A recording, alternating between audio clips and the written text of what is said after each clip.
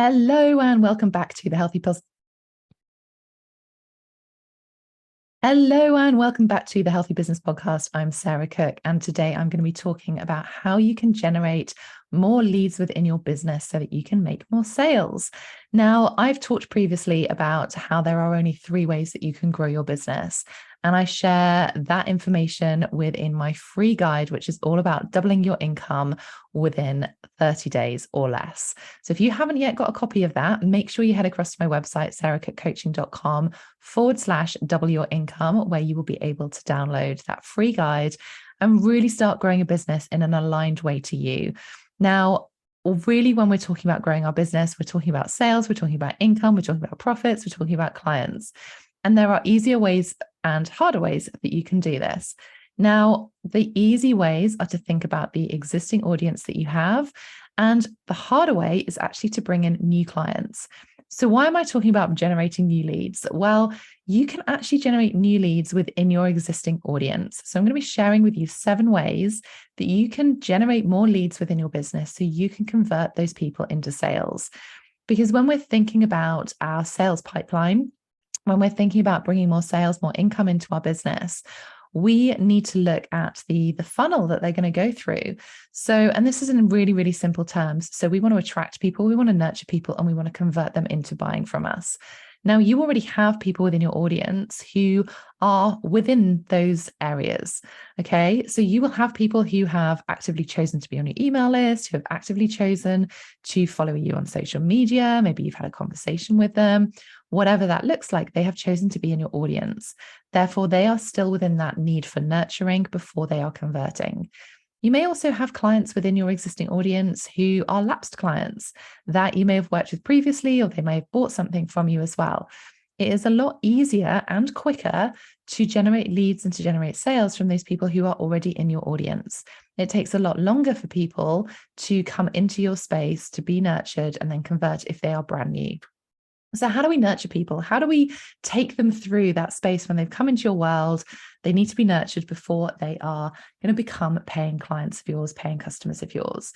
So as I said, I'm going to share with you 7 ways that you can generate those sales leads without having to overcomplicate things. I love to keep things simple. That's what I'm all about. It's what I teach. And it's really thinking about which ones are the most aligned to you at the moment. Bearing in mind, capacity, your time, your energy, your focus. Are you looking to generate sales in a short space of time, or are you looking to nurture them? Maybe you've got a launch coming up in September or for Q4, really thinking about what it is, the purpose of your business right now. And therefore, you can reverse engineer that into the purpose of your sales and marketing tools and tactics right now as well. So you don't have to be doing everything. That's not what I'm sharing today. What I'm sharing is 7 different ways that you can generate sales leads. And it is about being consistent. It is not about being constant. I do not want you to be absolutely everywhere, because you didn't come into business to be marketing and selling all the time. You came into business because you want to be helping people. So keeping things simple, being super intentional with your time, your energy, your resources means that you will be able to focus on the things that work for you, that focus on the things that work for your audience as well, that will generate more sales leads for you. Okay, so the first one I want to share with you is to create a lead magnet. So essentially, this is something free that people can access in return for them giving you an email address. So they go onto your email system, you can then nurture them, you can have those conversations with them. And a lead magnet can be anything, really leaning into what it is that your audience want to receive, how you can help them. A lot of people get worried about giving too much information away at this point, and I really want you to think about the purpose of the lead magnet. So really thinking about what it is that your audience value and can get value from if they were to listen to it, if they were to watch it, if they were to read it, if they were to engage in it.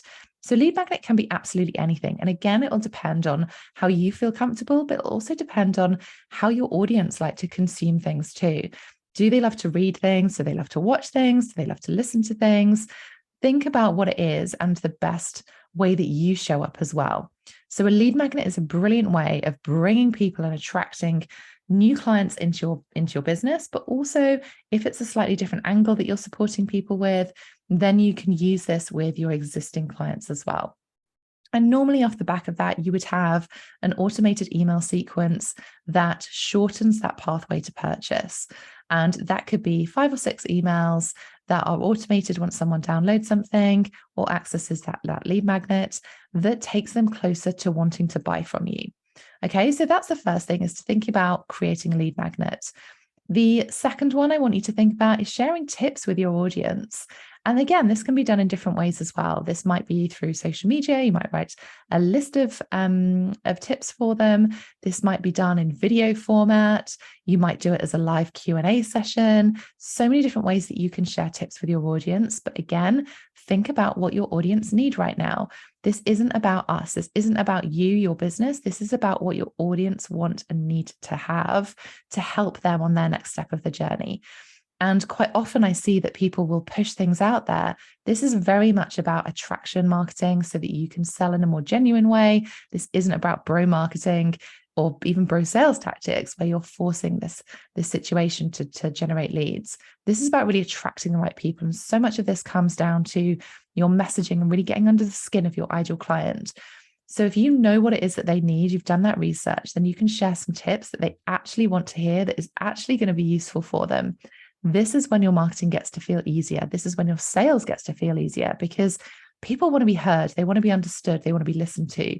And if you're there and sharing information, sharing tips that, really do support them, they're much more likely to engage and want to know more from you, and potentially even request information about how to work with you as well.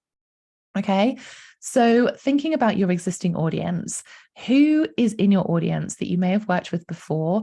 Could you message them and just check in with them, see how they are? Your lapsed clients are people who have already bought from you. So they've already had that experience of what it is to like to work with you or use your products.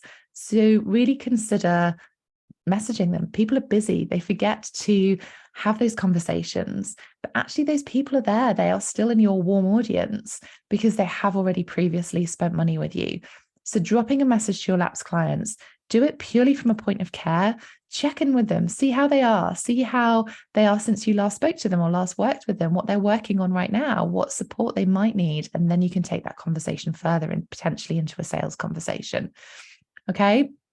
So the next one I want you to think about, and this is potentially the quickest way for you to grow your audience, is by using somebody else's audience. Now, I don't mean kind of stealing someone else's clients or, attacking kind of competitor audiences. This is not what it's about, and absolutely not what I teach. It is much more around collaborating with somebody who has a very similar audience to you, very similar ideal client, but does things in a different way. So this isn't about competition. This is about an aligned audience. So again, think about what your ideal client does, what they're interested in, who they follow, who they engage with, who they buy from, that is different to you. So as an example, if you are working with mums as a nutritionist, you might want to think about, personal trainer for mums. You might want to think about, a yoga teacher. You might want to think about a personal stylist.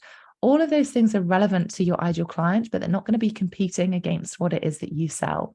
So if you can run a training session, if you can maybe write a blog, do a live Q&A in somebody else's audience, then they're much more likely to come and follow you, to engage with you, because you're already that trusted source. You've been invited into this audience and they already trust that person. So it's almost a little bit like a referral, that you're being brought in as this guest expert, that they are much more likely to engage with you. So collaborations can work brilliantly if you're looking to expand your audience and generate some new leads. As part of that, towards your own audience, you might want to run a live Q&A that is specific to something the audience want to hear about. And you can run a poll or a quiz or something like that within your audience and find out exactly what they want to know more about.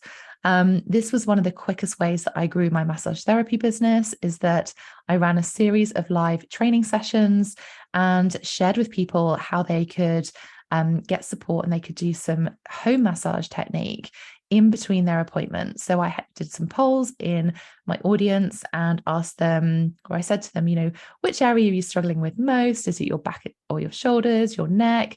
Where are you seeing that tension? I'm going to be running a live session on each of those different areas. Which one do you want me to prioritize?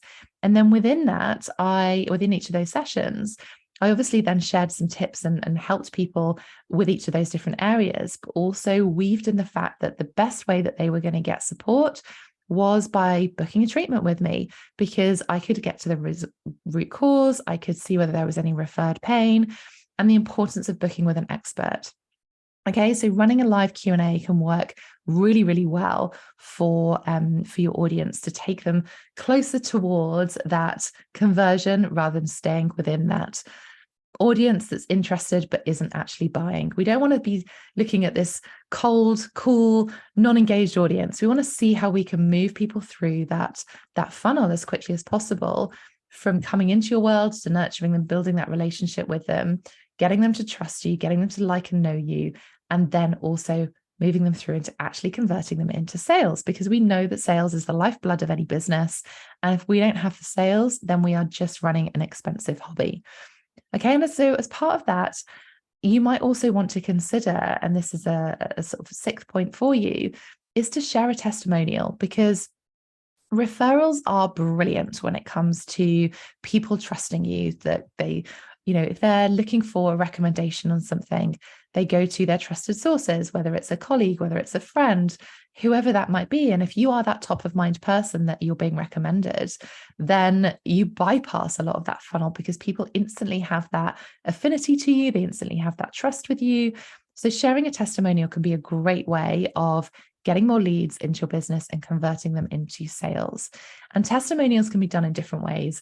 It isn't just about sharing a testimonial from somebody that may have bought from you before. You could do this in different ways. So for one, you are your best testimonial. Hopefully you have been walking the talk and, actually doing the things that you talk about, that you share, and all, you are your best case study.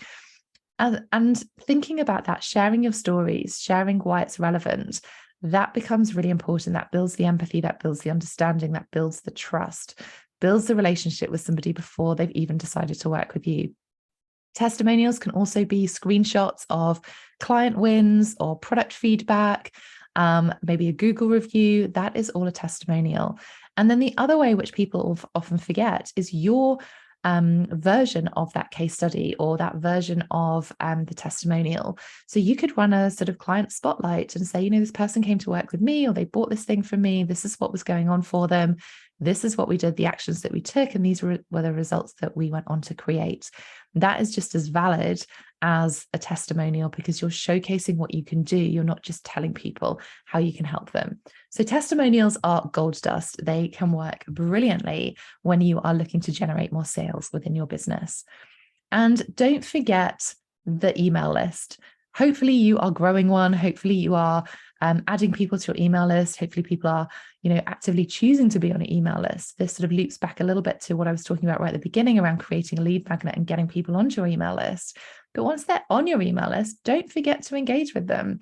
They have actively chosen to be on your email list. Of course, they can unsubscribe at any time, and that's up to them, and that's fine. And, if that does happen, don't worry about that, because they're not your ideal client if they are unsubscribing from your email list. You want to have people on your email list who are engaged, who are actively wanting to be there. So emailing your list, don't always email them to sell to them. This is about giving value. This is about showcasing your expertise, coming at it from a point of what would they want to find out, what information would be useful for them to take them on that further pace of their journey. So of course you want to have some element of sales within your email list, but I wouldn't recommend every single email being a sales one. I absolutely wouldn't even recommend every other email being a sales one. It's about being intentional. It's about attracting the right people. Now, you want to create engagement. So it might be that you are having a call to action still in there. It doesn't have to be a sales call to action. It could be replying to an email. It could be going and checking out a blog on your website. It could be checking out a social media post that has worked really well for you that you want more of your audience to see. So many different things that you can do when it comes to emailing your list without actually selling to them. And quite often people forget about those people because they're so focused on bringing new clients in, when actually you have an existing pool of people that are right in front of you. Those people that have chosen to be on your email list, those people that have chosen to be following you on social media. So really leaning into those 7 different ways of how you could generate more leads.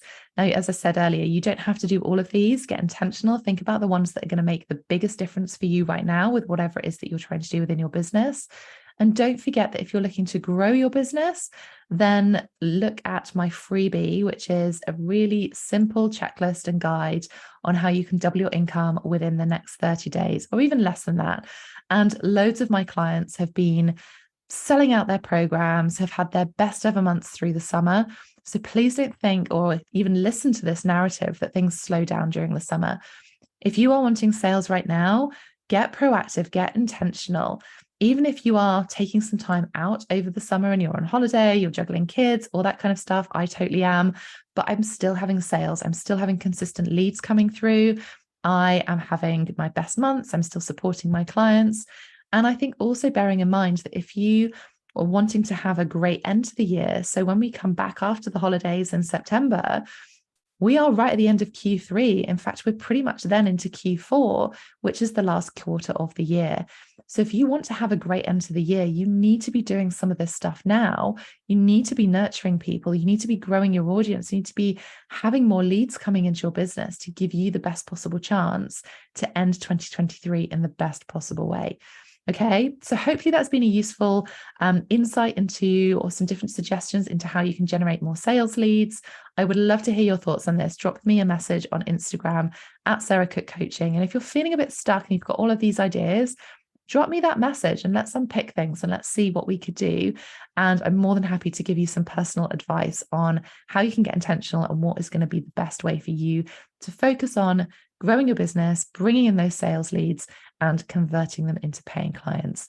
Don't stay stuck. You're too good for that. You can help way too many people, but you won't be able to if you stay stuck. So I hope you've enjoyed today's podcast. I will see you on the next one and enjoy August. We are now in August. We are middle of the way through Q3.